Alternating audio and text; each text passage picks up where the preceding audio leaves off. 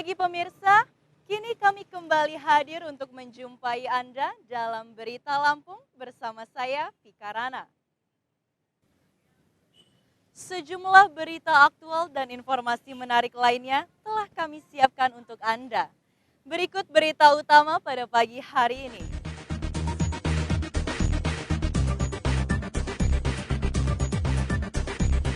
Seorang pasien dicurigai terjangkit virus novel corona dirawat di ruang isolasi di rumah sakit di Bandar Lampung.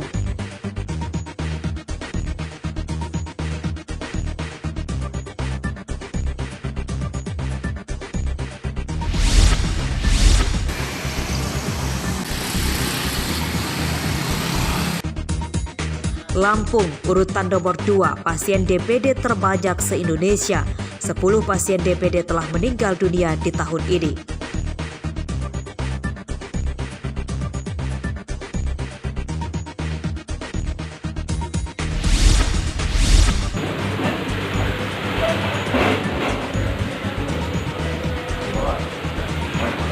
Lagi, seorang pegawai dinas perhubungan ditangkap diduga menjual narkoba di Lampung Utara dengan mobil dinas plat merah.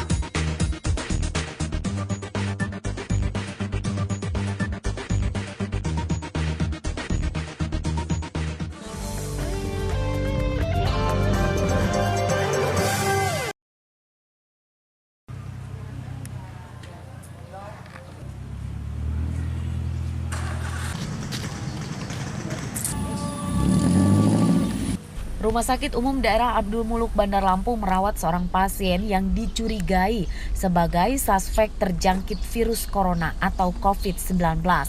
Pasien berjenis kelamin laki-laki berusia 56 tahun, warga Bandar Lampung ini dirawat di ruang isolasi dan statusnya masih dalam pengawasan. Pasien yang diawasi terjangkit virus corona itu masuk sebelumnya sempat dirawat di puskesmas dan kemudian dirujuk ke Rumah Sakit Umum Abdul Muluk pada hari Sabtu kemarin.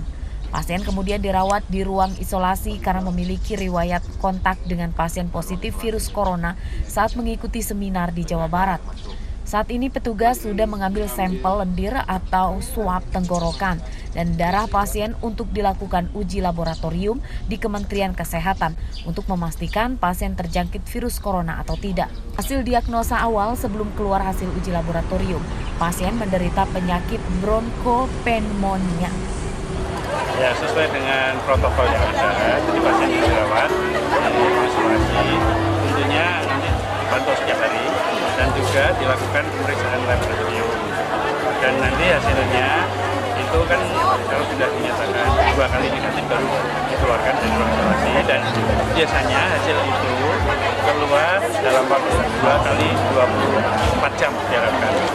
Apa aja Pak ya? Pasien menderita penyakit bronkopneumonia atau radang paru-paru. Hasil uji lab dari Kementerian Kesehatan itu paling cepat akan keluar 2 kali 24 jam untuk mendeteksi pasien positif atau negatif virus corona. Sejauh ini kondisi pasien disebut kesehatannya terus membaik dan berangsur pulih. Robi Laste melaporkan dari Bandar Lampung.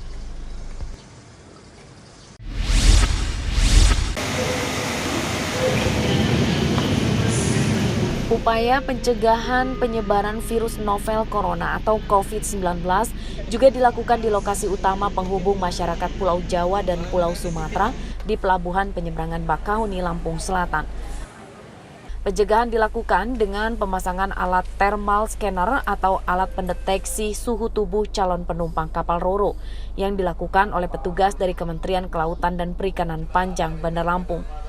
Pada Minggu siang, sayangnya meski alat pendeteksi suhu badan sudah terpasang, belum difungsikan. Thermal scanner yang dipasang KKP Panjang di Pelabuhan Bakahuni, Lampung Selatan ini sejak terpasang belum difungsikan sama sekali. Alat tersebut dinilai kurang efektif karena banyaknya pintu masuk menuju keluar masuk kapal Roro yang sandar di dermaga. Seperti diketahui, para penumpang pejalan kaki masuk kapal Roro melalui jalur gangway, sementara untuk penumpang di dalam kendaraan melalui pintu ramdor. Sementara itu, faktor lain yakni suhu di pelabuhan yang panas juga menjadi kendala alat deteksi tubuh tidak bisa bekerja akurat. Nah, dengan kondisi itu, kondisi alamnya terlalu terbuka, ya lihat kan tempat penumpang naik kapal, turun kapal kan terbuka. Beda dengan di bandara ya, sehingga sangat menyulitkan untuk memasang unit thermal scanner. Secara teknis sulit dilakukan di pelabuhan ini, karena terbukanya tadi tuh, untuk memasang thermal scanner itu diperlukan suhu ruangan gelap dia, agak gelap, kayak di bandara lah seperti itu. Meski sudah terpasang dan siap bekerja, alat deteksi suhu badan dalam rangka pendeteksian penularan virus novel corona belum aktif. Petugas masih akan mencari cara metode lain agar pendeteksian bisa lebih baik. Untuk sementara, Nakoda dan ABK kapal sudah dilakukan tes kesehatan terkait pencegahan virus corona. Hasilnya belum ada penyebaran virus corona di lingkungan pelayaran kapal Roro dan Pelabuhan Bakauni. Ari Susanto melaporkan dari Bandar Lampung.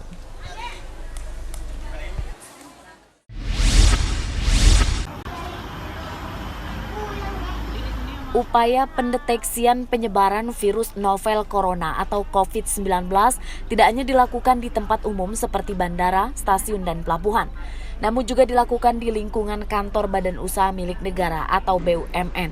Salah satunya yakni perusahaan gas negara atau PGN di Bandar Lampung.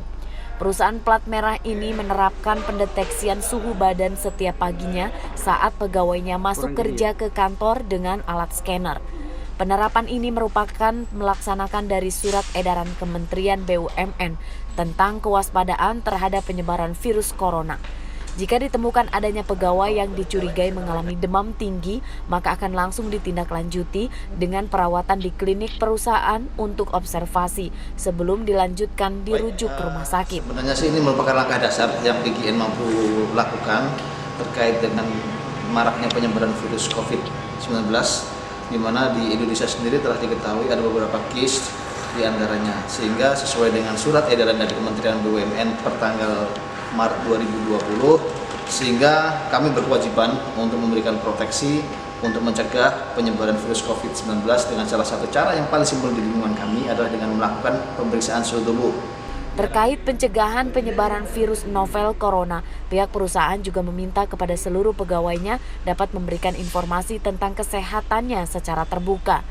Arsadi Saputra melaporkan dari Bandar Lampung.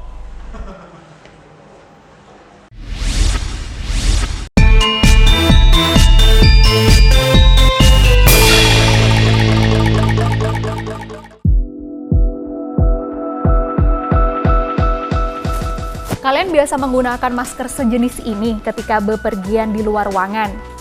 Jangan asal pakai, cara yang baik dan benar penggunaan masker juga perlu diperhatikan.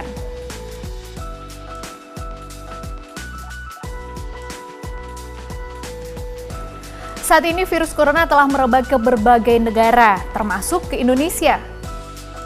Masker menjadi salah satu item yang dicari bahkan diborong pembeli menghadapi ancaman wabah virus corona. Ya, masker ini. Masker ini disebut masker bedah.